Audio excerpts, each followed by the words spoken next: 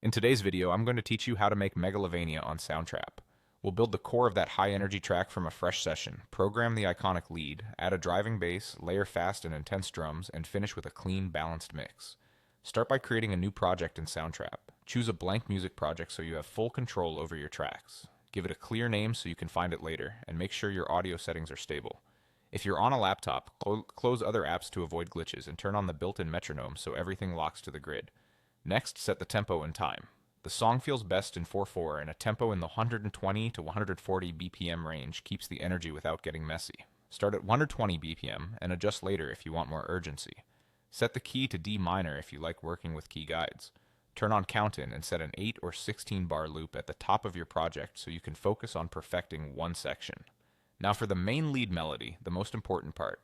Add a software instrument track and pick a bright synth lead, like a slightly detuned saw or square. Keep it punchy, short attack, short decay, and minimal release so the notes feel staccato. Program the melody in tight eighth notes with deliberate gaps to give it that jabby motion. Quantize to eighths or sixteenths, then tweak a few notes by ear so it doesn't feel robotic.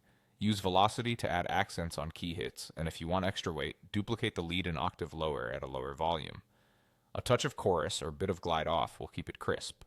Add the bass line on a new track using a gritty synth bass or picked electric bass.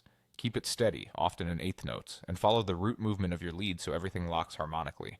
Use octave jumps for drive and leave small gaps at the end of phrases to make room for the kick. Low pass the bass to tame highs, quantize for tightness, and keep it centered.